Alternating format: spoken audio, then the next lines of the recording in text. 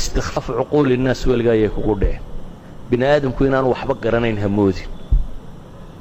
taa macnaheedu waa maxay soo diyaar garow haddaad rabto inaad bini aadam wax u sheegto cuquushooda ixtiraam wax waliba dadka way ku jiraan qaar kaa aqoon badan baa ku jira qaar kaa waayeelsan baa ku jira qaar kaa tajribo badan baa ku jira markaa meeshuun baan buuxiyey hays odhanin dadku waxay ka wahsadaan rag badanoo cilmi badan baa jira laakiin waxay ka wahsadaan inuu wakhti ku bixiyo waxaa la arkaa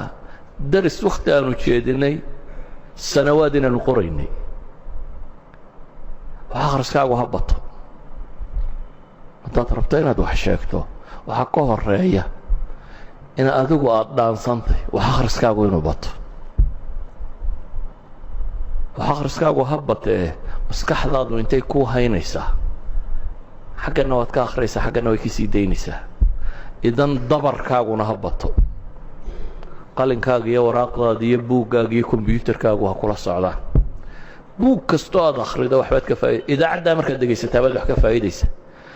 laakiin haddaad waxa qorto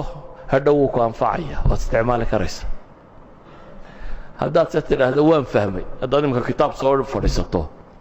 waad wada dhegaysato waad fahmaysaa laakiin bil kadib haddii lagu weydiiyo waxba ka garan maysid haddaad se idmaanu nadar samayso haddaad dib u akhrido oo eegtid oo baadhid oo dhigtid oo wuu kugu degayaa idan caqli badnidaada iyo faham badnidaada ha tala saaranin ee wax akhriskaaguna ha bato dadkana ha fudaydsanin oo dadkaad rabto inaad wax u sheegto wakhtiga ha ka luminina waxaad isku daydaa inaad wax ku kordhin karayso inaad wax ku kordhin karaysaa macnaheedu waxay tahay aqsaa maa ladayka min juhdin bixi marka hore waxaad awooddo ee baxhiya ee baadhisa ee madaanta taasi waxay ku baraysaa marka dambena inaad garato wax kastoo aad u baahan tahay madaanta culammadii hore xufaad bay ahaan jirtay culammadii dambe waxay idhaahdaan madaantay yaqaaniin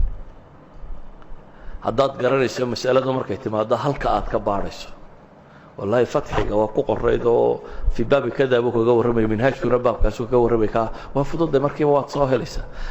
qofka madaanta yaqaanaa waa shubhu xaafid waxaad garanaysaa masalo kastoo kuu timaada halkaad ku raajici walidaalika bay culamadu waxay dhahaan markaad wax akhrinayso laba midunbaa la sameeyaa kitaab markaad akhrinayso ama jaldigiisaa lagu tajriidiyaa kitaabka jaldigiisa waxaa lagu qoraa masaa'ilkii kitaabka o dhan uma wada baahnid kitaabkaad kastoo aad akhridaa waxaa laga yaabaa macluumaad badan oo aad garanaysa inay ku jiraan laakiin waxaa kaaga soo horbaxaya wax ama kugu cusub ama taxqiiqa ama kuu faa'iideeyey waxaasi waxaad u baahantahay kitaabka jaldigiisa lagu qoraa bejka intaas mawduuca inkaasuu sheekhu kaga warramaya bejka intaa mawduuca intaasuu kaga warramaya marka mar kastoo aad kitaabkaa jaldigiisa akhrido waxaad garanaysaa masaa'ilka adiga ku khuseeyo dhami waxay tahay amase kitaabulfawaa'id agtaada ha yaallo sido kitaabulfawaa'idkaaga sido mas'alo kugu cusub ama fifaada cusub markaad heshaba meel gaaro aad ku qorto ay ka gasha ha jirto idan general knowledge-ka waxay idhahdaan almacluumaat alcaama baa badanaysaa wax sheegu wuxuu ka fiican yahay qofba qofku macluumaadkiisa caamkii ka badan yahay marka macluumaadkaaga caamkii bato fi kulli almawaadiic tasawur baad ka helaysaa erayga quraan dilay markaa waxa weeyaan istikfaaf cuquuli innaas iyo idinku dhicin markaad rabtaan inaad wax sheegtaan 40 haddaad dhegayso ka soo diyaar garow wallahu aclam